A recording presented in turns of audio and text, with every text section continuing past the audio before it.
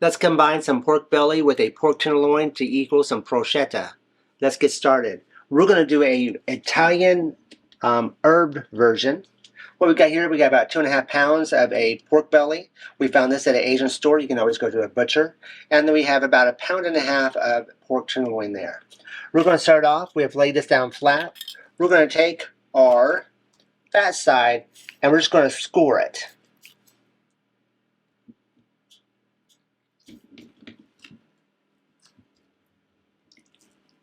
All right, as you can tell, I had to get a different knife to get something sharper. We just went by little triangles on the side of that.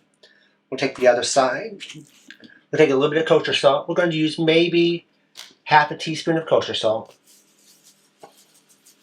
Sprinkle that across the top.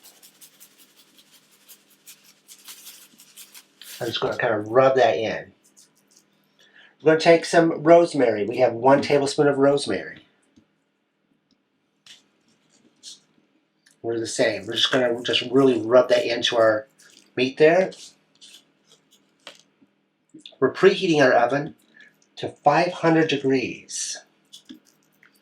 Next, we're going to take and add 1.5 tablespoons of Dijon mustard. Since my hands are dirty, we're just going to do the same thing. We're just going to kind of rub that around. Try to get that as even as we possibly can. We're going to add 2 tablespoons of minced Italian parsley, 1 tablespoon of fresh sage that we also minced up, 1 tablespoon of thyme, half of an orange. We've got the zest of half an orange, and we've got 2 tablespoons of minced garlic. It's got a lot of herbs, so it should have a lot of flavor. We're just going to try to pat that down. Get that to stick.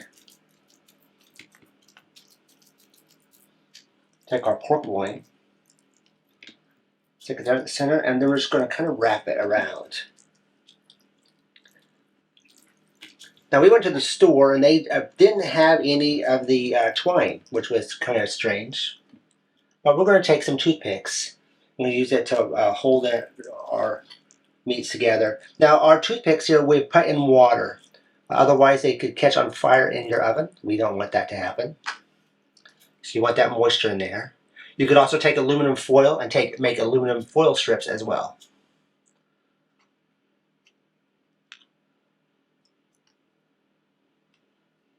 I want to now do that to the other side. All right, we've got our toothpicks in. And I'm just going to take it. We've got some olive oil here. We're going to use about a tablespoon or 2 of olive oil, and we're going to rub all over this. I'm trying to make sure I don't get my...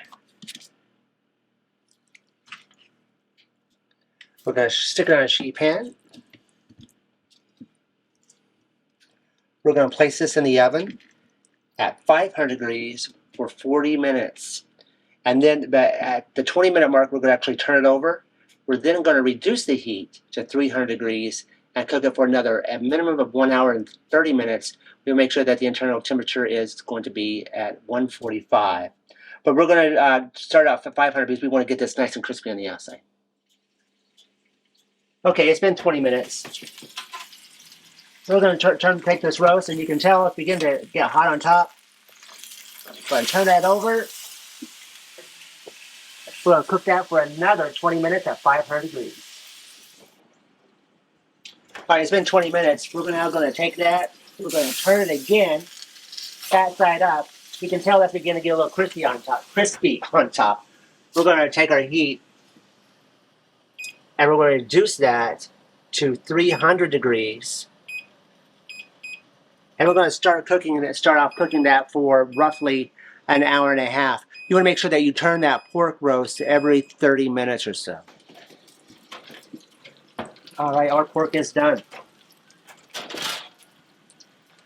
You can tell you got the juices that it came off the side. It's got a nice crispy brown on the outside from where your thick bacon is. We're going to take this off the pan, sit it on a cutting board, and we're going to let it rest for 30 minutes before we cut into it. We'll cut off this little pork when it's out the end. But as you can tell, it's nice and well done.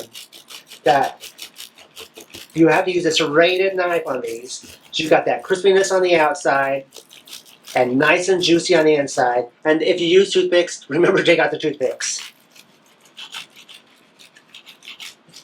But look at that. A nice ring of your herbs and spices, and then, oh, look at that. That's about an inch of bacon.